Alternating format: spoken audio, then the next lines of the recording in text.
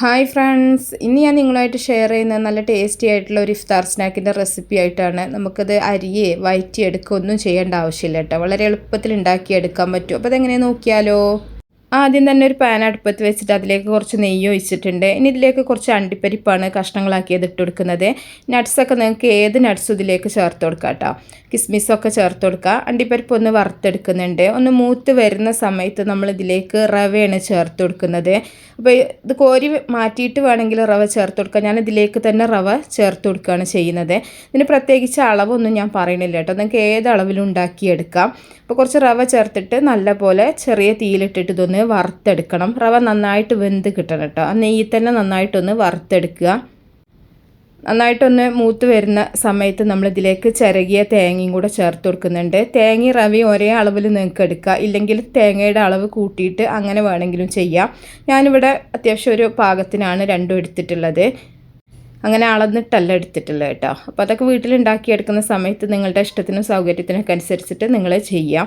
അപ്പോൾ തേങ്ങയും കൂടെ ചേർത്തിട്ട് തേങ്ങയുടെ ആ ഒരു പച്ചച്ചൊവയൊക്കെ മറന്ന വരെ ഒന്നും കൂടെ ഒന്ന് വറുത്തെടുക്കുന്നുണ്ട്. ഒരുപാട് തീ കൂട്ടി വെച്ചിട്ട് വറുത്തെടുക്കരുത്. റവ പെട്ടെന്ന് തന്നെ കരിഞ്ഞു പോവും. തേങ്ങയും കൂടെ ചേർത്തിട്ടൊന്ന് മൂത്ത് വരുന്ന സമയത്ത് നമ്മളിതിലേക്ക് ഏലക്കയും ചെറിയ ജീരകം കൂടെ പഞ്ചസാര ചേർത്ത് പൊടിച്ചെടുത്തിട്ടുള്ളതാണ്. അതും കൂടെ ചേർക്കുന്നുണ്ട്. ചേർത്തിട്ടൊന്ന് മിക്സ് ചെയ്യുക. ഇനി തീ ഓഫ് ചെയ്തിട്ട് വേണം ഇതിലേക്കുള്ള പഞ്ചസാര നമ്മൾ ചേർത്ത് കൊടുക്കാനായിട്ട്. പഞ്ചസാരക്ക് പകരം ശർക്കര വേണമെങ്കിലും നിങ്ങൾക്ക് ചേർത്ത് കൊടുക്കാം. ഞാനിവിടെ പഞ്ചസാരയാണ് ചേർക്കുന്നത്. ആ ചൂടിലേക്ക് നമ്മൾ പഞ്ചസാര ചേർക്കണില്ല കേട്ടോ. പഞ്ചസാര ചേർത്ത് കഴിഞ്ഞാൽ അത് മെൽറ്റായിട്ട് ഈ ഒരു ഇതങ്ങോട്ട് ഒട്ടിപ്പോവും. അതുകൊണ്ട് തന്നെ ചൂടാറിയിട്ടാണ് നമ്മൾ പഞ്ചസാര ഇതിലേക്ക് ചേർത്ത് കൊടുക്കുന്നത്. എന്നിട്ട് നല്ല പോലെ ഒന്ന് മിക്സ് ചെയ്തെടുക്കുക. ഇത്രയേ ഉള്ളൂ. അപ്പോൾ നമ്മുടെ ഒരു ഫില്ലിംഗ് ഇവിടെ റെഡി ആയിട്ടുണ്ട്.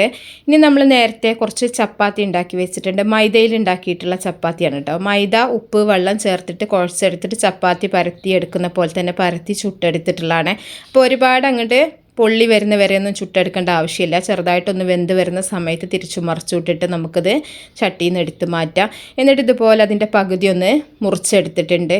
ഇനി ആ മുറിച്ചെടുത്തിട്ടുള്ള ഓരോ കഷ്ണങ്ങളും ഇതുപോലെ വെച്ചതിന് ശേഷം നമ്മൾ മൈദയും വെള്ളം കൂടെ ഒന്ന് നന്നായിട്ടൊന്ന് കലക്കിയെടുത്തതിന് ശേഷം ഇതുപോലെ ഒന്ന് തേച്ച് കൊടുക്കുന്നുണ്ട്. അത് ഒട്ടി നിൽക്കാൻ വേണ്ടിയിട്ടാണ് കേട്ടോ. ഒരു പശയ്ക്ക് പകരമായിട്ടാണ് നമ്മളിതിങ്ങനെ ചെയ്യുന്നത്. ഇനി ഇത് ഒരു സൈഡിൽ നിന്ന് ഇതുപോലെ നമ്മൾ കോണായിട്ട് ഇതൊന്ന് മടക്കി കൊടുക്കുക.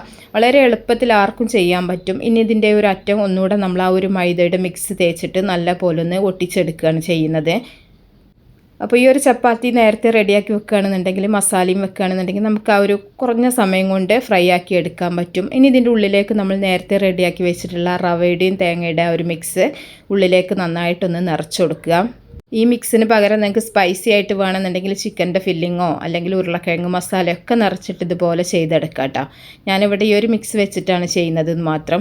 ഇനി നല്ല പോലെ ഒന്ന് പ്രസ് ചെയ്തതിന് ശേഷം നമ്മൾ ആ ഒരു മൈദയുടെയും വെള്ളത്തിൻ്റെയും ആ ഒരു മിക്സ് ഉണ്ടല്ലോ, അത് ഇതിൻ്റെ മുകളിലായിട്ട് കുറച്ച് സ്പ്രെഡ് ചെയ്തിട്ട് നല്ല പോലെ ഇതൊന്ന് മടക്കിയെടുക്കുന്നുണ്ട്. ഇത് ഫില്ലിങ് പുറത്ത് പോകാത്ത രീതിയിൽ ഇതുപോലെ ഒന്ന് പ്രസ് ചെയ്തിട്ടൊന്ന് മടക്കിയെടുക്കുക. മടക്കിയെടുത്തതിന് ശേഷം നമ്മൾ നേരത്തെ റെഡിയാക്കി വെച്ചിട്ടുള്ള ആ ഒരു മൈദയുടെ മിക്സിൽ തന്നെ അതിൻ്റെ ആ ഒരു ഭാഗം ഒന്ന് മുക്കിയെടുക്കുന്നുണ്ട്. ഇനി ഇത് മുക്കിയെടുത്തതിന് ശേഷം നമ്മളിത് ബ്രെഡ് ക്രംസിലൊന്ന് മുക്കിയെടുക്കുകയാണ് ചെയ്യുന്നത്. മൊത്തമായിട്ട് അങ്ങനെ ചെയ്യണമെന്നുണ്ടെങ്കിൽ അങ്ങനെ ചെയ്യാം. ഞാനിപ്പോൾ ഈ ഒരു ഭാഗം മാത്രം പുറത്ത് പോകാതിരിക്കാൻ വേണ്ടിയിട്ട് ഇതുപോലെ ഒന്ന് ചെയ്തെടുക്കുന്നുണ്ട്. ഇനി എല്ലാം ഇതുപോലെ ചെയ്തതിന് ശേഷം നമുക്കിത് ചൂടായിട്ടുള്ള എണ്ണയിലിട്ടിട്ട് ഫ്രൈ ആക്കിയെടുക്കാം. ഒരുപാട് എണ്ണയൊന്നും ആവശ്യമില്ല കേട്ടോ. മുഴുവനായിട്ട് മുങ്ങി കിടക്കണം അത്രയും എണ്ണ ഒഴിക്കേണ്ട ആവശ്യമൊന്നുമില്ല. ഇതുപോലെ പാനിൽ നമുക്ക് തിരിച്ചും മറിച്ചിട്ടിട്ട് നല്ലപോലെ എല്ലാ ഭാഗവും ഒന്ന് മൊരിച്ചെടുത്താൽ മതി.